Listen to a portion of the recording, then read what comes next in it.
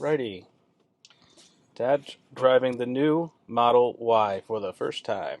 Okay, so gonna need a refresher since the last time that we did this. So, Yep, reverse. so that's going to go up for reverse, all the way down for drive. If you just hold it, yeah, it'll go into, well, so park, up for reverse, all the way down for drive. And then depending on where you are, so if you're in drive right now, if you just lightly hold it, you'll go into neutral. Not that I think you should need it. Oh, hang on one second. Let's take off the chill driving mode because we don't need to go slow. You want the full view, the full feel. Well, here we go. Alrighty. Starting from the same place as last time too. True comparison. Yes, this is absolutely going to be a true comparison. All right. Got the regenerative braking on. I can feel that. Yep.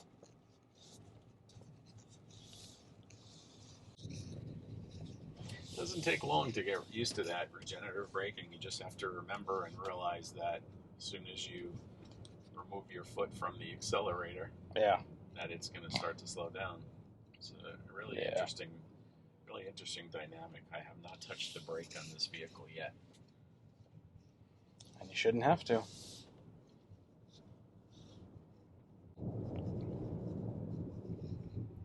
What's the big differences that you found between the Model 3 and the Model Y that I'm driving right now as opposed to the one that I was driving in the previous video?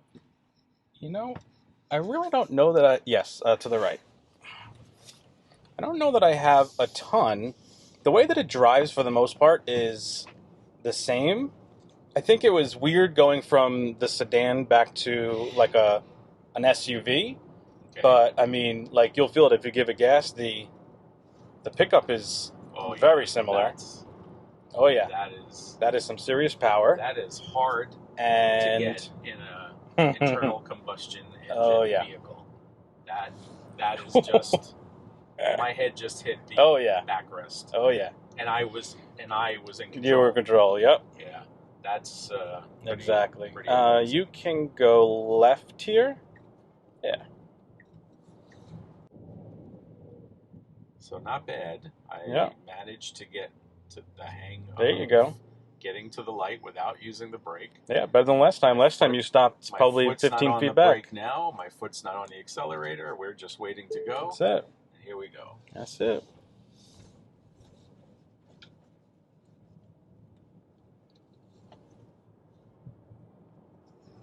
The acceleration is so smooth. Yeah. Unless, of course, you really get on. But just amazing. Yeah. It really is.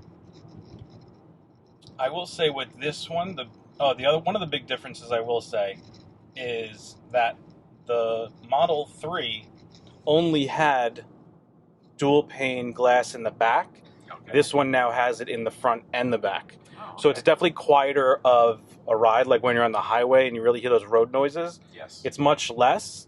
You can go left over there at the next light.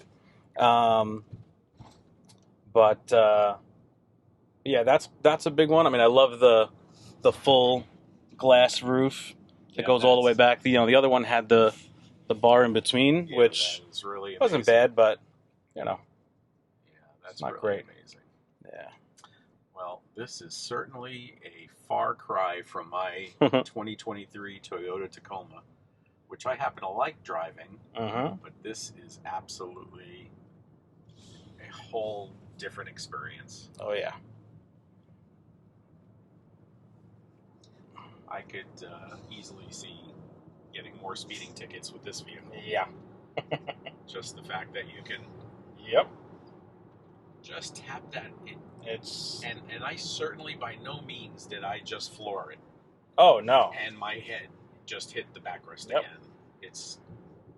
And this is just the rear-wheel drive model. So this is not the dual motor? No. Okay, because I see dual motor written on the back of some models. Yep, so the midline model is dual motor, and the top one is the Sport Edition, so that's like a lower suspension, and the acceleration on that one is even more intense. Yeah, this is really a smooth, comfortable ride. the steering is nice and tight, so it gives you a really sporty feel to Oh the yeah, steering. for sure. And it's nice because you can adjust that too. Like with the dynamics, you can adjust like if it's on light, it's much more smoother, kind of like that Lexus kind of feel. You can go left over here, and but I like that stiffer drive where you really feel it more. Now, are there different adjustments for the regenerative braking, or? So they changed that, I believe. It used to be able to be controlled, but I think it was here in this section, but I don't think they do that anymore. I think it's just the same now, unless they moved it, which wouldn't surprise me. Navigation. Yeah, no, I think it's all just the same. You used to be able to adjust like how strong it was. Yeah. But yeah, I guess now they don't.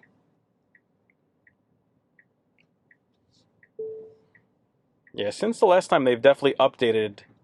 I mean, obviously the display. I mean, this you can now slide all the way over and just see the cars and everything around you, and not see the full map. So you can kind of just see it in the corner here. Yeah. And then if you have, like I had the full self-driving trial, you like really get to see all the oncoming cars, like everything. It's really, really detailed. It's got a pretty good amount of detail as well. Oh You yeah. see oncoming cars. I can see the lanes of the street. Somebody, a pedestrian. It's really pretty high tech and intuitive. Yeah, I mean the biggest things I think too that they've changed is with the screen is the speed is much bigger now. Like you can really see it prominently. Yeah. And the speed limit, updates much quicker. And I like the Google Maps. I mean, I tend to use Google Maps. I know you're a Waze person. I'm big on Waze, but and I'm sure you could use that here if you wanted to. So you would have to like just use your phone, believe it or not. Plugged in. Yeah, there's not a doesn't have like Apple CarPlay. That's the one thing that the Teslas don't have. Okay. That a lot of people do want. I know there's a connector that you can, I'm pretty sure, get in Bluetooth too, but I don't know how it actually works. Right. Okay. Yeah. Now let's see if we can. I'm liking it. I'm liking it even more than the last time we made a video of me driving the Tesla Model 3. Let's see. Let's go to this one. Okay. Perfect. There we go. 2.3 miles. Make a left. Got it. So passing is not a problem. No. Down here, it is needed sometimes. Oh yeah. A lot of the time. I'm sure. Yeah, the other big differences, I think, now that I'm thinking about it, is the autopilot is basically the same, but it now is more, what's the word I'm looking for? Attentive to, like with the camera up here. Yes. It's more detailed with what it's watching for. So, like if you have the autopilot on the highway, it'll tell you like attention awareness, active or inactive. So like if you're wearing glasses, it's hard to catch it. But like at night when you're not wearing glasses, if you if you try and like even hold your phone here, whatever, like it'll catch it really easily. Yeah, this is a very wide camera up here. Interesting. Yeah. Yeah. What year was the Model 3 that you had? 21. 21, and this is a 24. 24, yep. Okay. Well, clearly there's been some improvements and some newer technology. Yeah. The one thing that I don't love, I mean, I went with the black interior this time. I had the white, and only the front seat had a little discoloration, where I would sit, but I didn't really even try and clean it that much. So I'm sure if someone, kept up with it and cleaned it, it would have been fine. But, I went with the black interior, but the brown trim here, I don't really care for that brown wood look with black interior. I think it's an odd... I think that's a carbon fiber type look. This is now... Yeah, so this was a piece that I got off, I don't know, I think Amazon or something. Oh, so that's an add-on that you put on? Yeah. This is like a piece. You can see it underneath here. Yes. A little bit where I didn't fully get it on, but yeah, it's definitely a more nicer look, I think. It continues the look from the door. Yeah, exactly. I like how it extends all the way over, and it's just a nicer look in my opinion. Yep.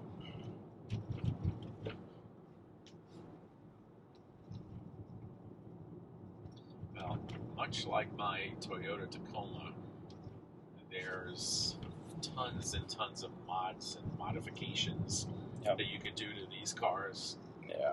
It's just endless, whether it's interior, exterior wheels, little interior parts. Yeah.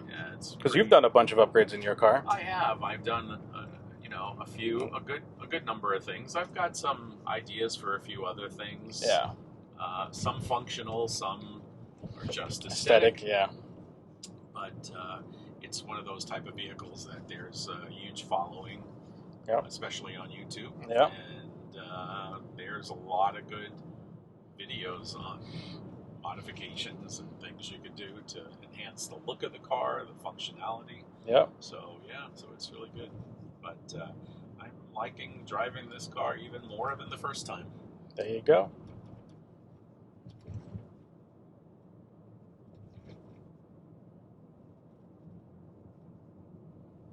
Just like the last time, I think I mentioned that range was always one of my concerns. Yep.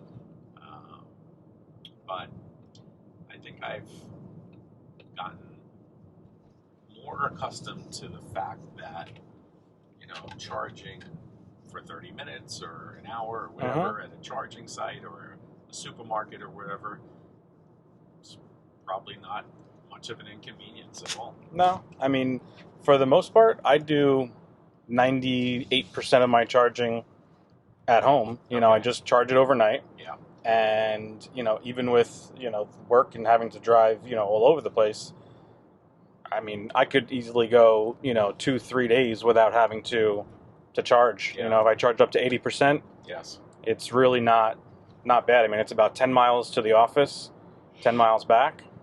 And if I have to go, up into Boca or down to Fort Lauderdale, I never have a problem.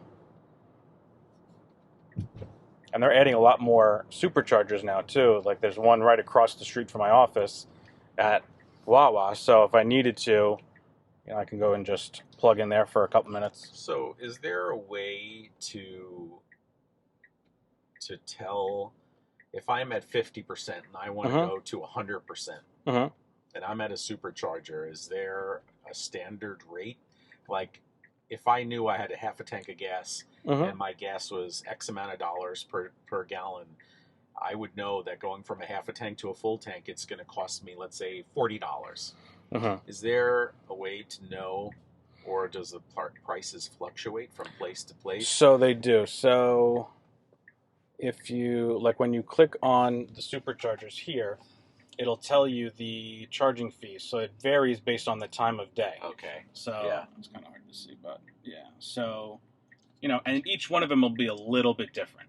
Like right now the standard is probably right around here, about 40 cents. So there's an interesting difference here. You can go from 33 cents to 41 at the high, down to 34, and then after midnight it drops to 23. So it's really, I mean, 41 cents. And this one's on the turnpike, so this is one of the highway ones. Yeah. And then if like this one's down in Fort Lauderdale, this one's it's different. It's just three different time frames, but two prices. Like 27 cents. Yeah, exactly. And 41. Yeah, exactly. Okay. So, I mean, roughly, once you kind of do like a road trip and roughly how many kilowatts it'll need or whatever, you can kind of calculate it. But I mean, roughly to charge this up and drive, I mean, I think on a road trip it'll cost you somewhere between $12 to $18 maybe, to go from 10-20% back up to 80 or 90%. So okay, not okay, not too expensive. yeah. Sounds like it's definitely more reasonable. Yeah. And as far as my electric bill goes, at the house, it's probably somewhere around an additional $40 to $50, a month, depending on driving and how much I charge. And if you do most of your charging at home, then you're really not talking about a lot of money. No. Yeah. So I think if I click this, I don't even know if I've actually stopped at a supercharger with this one yet. Boy, these straightaway streets make me want to just... I shocked myself on that one. Yeah. Yeah. Well, I don't need a speeding ticket before I go back to New York tomorrow, so we'll keep it. Yeah, we'll keep it as a tame drive. Yeah. But this is really nice, and I really like the shape and the look of this. And the glass. Yeah. The glass panel ceiling is just amazing. Really cool. It's a great car. I mean, it would take a lot for me to switch off of these for right now. Yeah. I don't see you ever going back to an internal combustion. No, there's definitely not for a everyday drive. No. I mean, honestly, as a real estate agent, having this thing is so much easier with driving around and not having to stop at a gas station in between and whatnot. It's so, like I said, so rare that I would have to stop and charge in the middle of a day. So it's just amazing how quiet it is and how smooth it is. Yep. Yeah, I think when I first took it off the lot, that was the first thing that I noticed was it was quieter because of the dual pane glass. Yeah. And then there's rumor that next year, early 2025, the new Model Y is going to be released. And I mean, you hear all these rumors and everything, but I think the biggest one is that it's going to have a longer range. Okay. So, which... one of my biggest concerns. Yeah, exactly. One of my biggest things. A big thing, yeah, for sure. Well, let's turn into the post office and make this quick stop. Yep. And then continue on to the next destination. The next destination. But I am enjoying driving this vehicle. It really is fun to drive, and amazing how... I always tell people that... it just feels like the suspension and the steering feels like a really, really high-end sports car. Yeah. I mean, I tell people that always ask me about it, I say, it's a great car. Rides really smooth. It feels like a luxury car. And I really don't have many complaints about it. I really, really don't. I mean, at this point now, I've probably had... 3 or 4 friends and old coworkers that have now gotten Teslas because of me. And my neighbor from across the street just got one. And the referral program right now is like $1,000 off the cost of the car, which is a nice, bonus. So that's a nice bonus. Everybody wins for a friend. Yeah. Yeah. Exactly. All right. Well, we're at the post office, so perfect. I'm gonna stop, mail what I need to mail, and get back and have some fun in this car. There you go. All right. Alrighty. We'll see you in a little bit.